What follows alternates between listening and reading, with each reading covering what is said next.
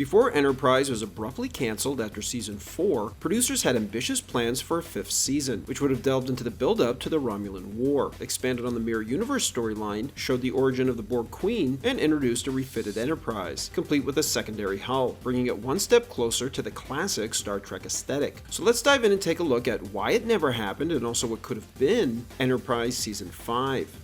Think you know your Star Trek universe? Kirk, Spock, Picard, and Janeway? How well do you know their stories? If you're curious, dive into their epic adventures with our sponsor, Star Trek Fleet Command, the ultimate strategy game where you build your fleet, forge alliances, and explore the galaxy like never before. Play seamlessly on PC and mobile. Use my link in the description or scan my QR code to download the game for free on mobile or PC. Begin your journey as a fledgling commander, building your starbase and assembling a Starfleet-worthy crew. Each level brings new challenges, from alien encounters to faction alliances, immersing you in Star Trek's strategic brilliance. In early levels, cadet officers Kirk, Spock, and Uhura will guide you as you learn key skills like base building, resource gathering, and handling skirmishes. 2025 marks the 30th anniversary of Star Trek Voyager. To celebrate, Star Trek Fleet Command features the legendary Year of Hell storyline. Follow Seven of Nine as she adjusts to life after Voyager, becoming a protector in the neutral zone. This event introduces the USS Relativity, a ship built to take on Krenim hostiles, and adds new characters like Anarax and Seska. If you're new to the game, Starfleet is rolling out the red carpet for you with a 7-day login streak. Log in every day and you'll unlock daily rewards, including Romulan Captain Nero, who boosts weapon damage by 40%. Don't miss out, it's only available for a limited time. And if you want to kickstart your journey, here's an incredible deal. Buy any bundle over $4.99 to unlock Lieutenant Picard for free. He's perfect for new players, offering bonuses against early enemies. Pair him with next-gen data and Riker for even more strategic advantages. As a lifelong Star Trek fan, I've always dreamed of commanding a starship of my own. Star Trek Fleet Command is like that dream come to life for me. I've had so much fun playing it, and I know you will too. But there's even more. Players can redeem the promo code Voyager30 to unlock Neelix, Voyager Chef, Morale Officer, and Delta Quadrant Ambassador. Don't forget to use my link or scan my QR code to download the game. The galaxy needs a leader. Will you answer the call? When Star Trek was revitalized with the Next Generation, its massive success led to the greenlighting of 2 follow-up series, Deep Space Nine and Voyager. Both shows ran for 7 seasons, despite declining ratings. To reinvigorate the franchise, producers took a bold approach for the next installment, simply titled Enterprise, a prequel set in the early days of Starfleet, before the formation of the Federation, in an effort to make Star Trek feel more grounded and relatable. Even the show's title initially dropped, Star Trek, signaling a desire to distance itself from the franchise's more traditional sci-fi tropes and attract a wider audience. This effort extended to the opening credits, which broke with tradition by foregoing another Jerry Goldsmith instrumental theme in favor of Faith from the Heart, a soft rock ballad with lyrics, an unprecedented choice for the franchise. However, the franchise's downward trend continued, so in an effort to boost interest, the show shifted from an episodic format to serialized storytelling in Season 3, introducing a war arc that echoed real-world post-9/11 themes. By Season 4, Enterprise was finally finding its footing, otherwise known as growing its beard, a phrase popularized by the Next Generation. Unfortunately, it was too late, as the show would be canceled due to dwindling viewership, becoming the first live-action spin-off since the original series to last less than 7 seasons. However, before its cancellation, bold plans were underway for Season 5. In a Season 2 episode, Enterprise has an early, albeit indirect, encounter with the Romulans, foreshadowing their larger role in Season 4. Following Enterprise's success in resolving tensions between the Vulcans, Andorians, and Tellarites, the Romulans re-emerge with a sinister agenda, seeking to destabilize the region and ensure the Quadrant's major powers remain divided in conflict. This storyline was set to continue into Season 5, exploring the origins of the Federation as these 4 species unite against the Romulans, their common enemy, while also setting the stage for the looming Romulan War, with the Romulans positioned as the season's primary antagonists. In fact, Future Guy, who is the mysterious figure guiding the temporal Cold War and manipulating events from the shadows, was at one point considered to be a Romulan, and would tie into the Romulan War, with a future Romulan attempting to instigate conflict and prevent the formation of the Federation. At another point, the writers even toyed with the idea of revealing him to be Archer's future self, creating a time loop paradox where Archer would end up influencing his own past. However, the reality was that the writers never had a clear plan for Future Guy or the temporal Cold War. They were making it up as they went along, with no concrete endgame in mind. This lack of direction contributed to one of the biggest criticisms of Enterprise, that the temporal Cold War felt out of place in a series meant to explore the early, unpolished days of Starfleet. Instead of solely focusing on the challenges of deep space exploration, first contact diplomacy, and the rough, trial-and-error nature of early warp travel, the show often leaned into convoluted time travel plots and shadowy factions from the far future. Many fans felt this undercut the premise, as Enterprise was supposed to be about the founding of the Federation, not a battle between mysterious time travelers manipulating history from the sidelines. The original concept for Enterprise's Mirror Universe two-parter in Season 4 stemmed from an idea developed by authors Garfield and Judith Reeves Stevens, who had previously collaborated with William Shatner on his Star Trek novels. Their pitch reimagined the Tantalus Field, introduced in the original series episode Mirror Mirror, not as a disintegration weapon, but as a device that sent prisoners back in time to a sealed penal colony. The Enterprise NX-01 would then stumble upon this colony and discover none other than Tiberius, the Mirror Universe version of Captain Kirk, stranded in the past. Believing he had finally found a way back to his own time and universe, Tiberius would attempt to use Enterprise's transporter, only to learn that the Mirror Universe didn't exist yet. Instead, its divergence from the Prime Universe had not yet occurred, and somehow both Tiberius and Archer were destined to play a role in its creation. Shatner pitched this idea to Enterprise's showrunners. They had already been developing a different time travel storyline written by Mike Sussman. In this version, Shatner would have played Chef, an ancestor of Kirk, whom time traveler Daniels intended to use to replace the real Kirk at a critical historical event, when Kirk mysteriously disappeared. Shatner was reportedly unenthusiastic about this idea, and when negotiations for his appearance on Enterprise fell through, Sussman proceeded with an entirely different Mirror Universe two-parter, one that centered around the discovery of the USS Defiant from the original series episode The Tholian Web. For Season 5, new showrunner Manny Coto planned to have a mini-series within a series, with 4 or 5 episodes devoted to following up on events from the Season 4 Mirror Universe episode In a Mirror Darkly, that sees Hoshi Sato become Empress of the Terran Empire. Not only that, but there was even some talk about setting the entire 5th season in the Mirror Universe.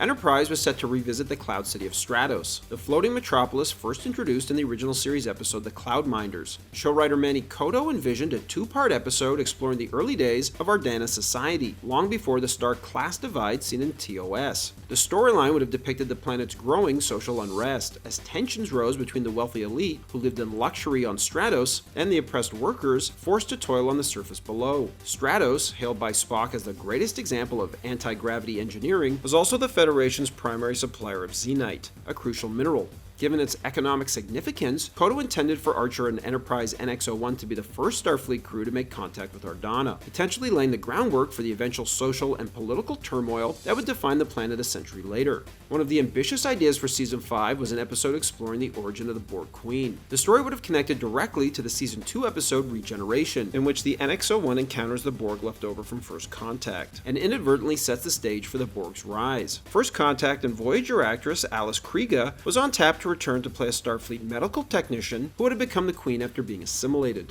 Another potential unmade storyline was Kilkenny Cats, a planned episode that would have brought the Kzinti, Larry Niven's race of warlock, honor-bound feline aliens, into modern Star Trek. Originally from Niven's known space series, the Kzinti made their Star Trek debut in the animated series episode The Slaver Weapon. Writer Jeremy Diggs was eager to bring them into Enterprise, and even commissioned a rough rendering of a Kzinti starship. While the show had previously introduced T'Pol's mother, her father remained somewhat of a mystery, until Season 5 would have revealed that he was actually a Romulan agent operating on Vulcan. This twist would have made T'Pol half Romulan, explaining her occasional emotional tendencies, and adding new layer to her character's struggle between logic and emotion. Another major change would have been the addition of Commander Shran, played by Jeffrey Combs, as a regular member of Archer's crew. Shran, a fan favorite Andorian, had appeared in every season, and showrunner Manny Coto planned for him to take on a permanent role aboard the NX-01 as an advisor, much like T'Pol's role in the early seasons. This would have strengthened the show's exploration of Andorian-Vulcan relations, and foreshadowed the eventual formation of the Federation. Additionally, one episode would have focused on the construction of humanity's first starbase, with the episode tentatively titled Starbase 1. This would have given the audience a look at the early days of Starfleet's expansion into deep space, and the foundation of the space stations that would become essential to future Star Trek series. One of the ideas explored for Enterprise's unmade 5th season was a major refit of the NX-01, bringing it visually visually closer to the classic Star Trek design.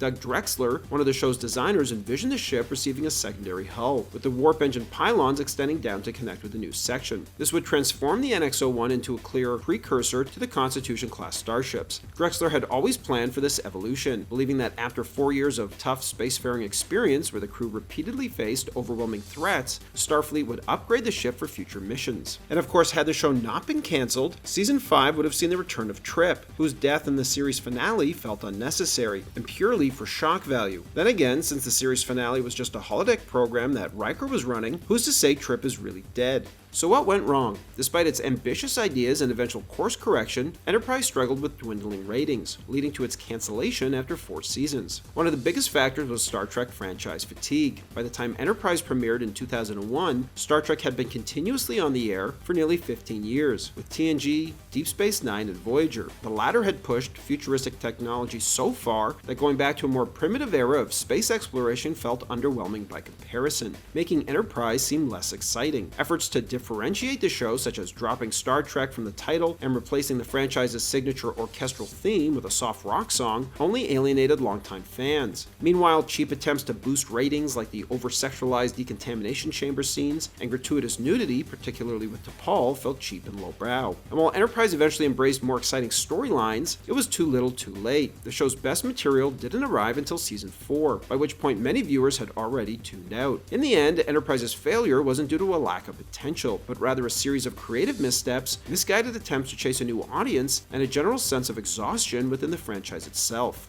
Thanks for watching, everybody, and don't forget to like and subscribe to Bullets and Blockbusters for more great content.